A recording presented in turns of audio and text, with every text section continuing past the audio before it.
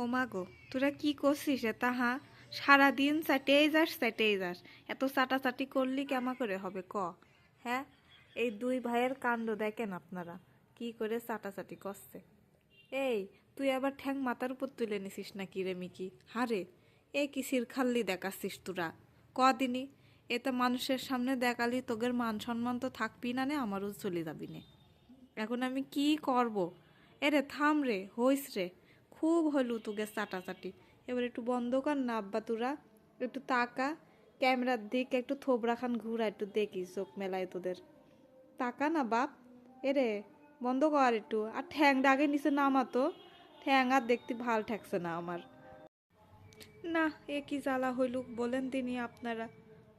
আমি কখন থেকে করছি একটু ঠ্যাং খান নামা, তে নে আমি তো ঠ্যাং নামি দিলাম। নে এবার একটু ভদ্রভাবে 4 দিনে, তাও তো একটু দেখতে ভাল লাগবে না। এরকম করলেই হয়?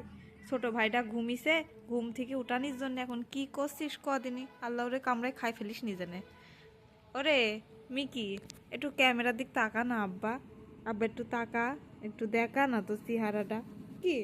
আরে যে ছোট ছেলেটা একদম হাউস করে ঘুমাচ্ছে, কি মানান, ভালোই ঠেকছে দেখতে মাশাল্লাহ।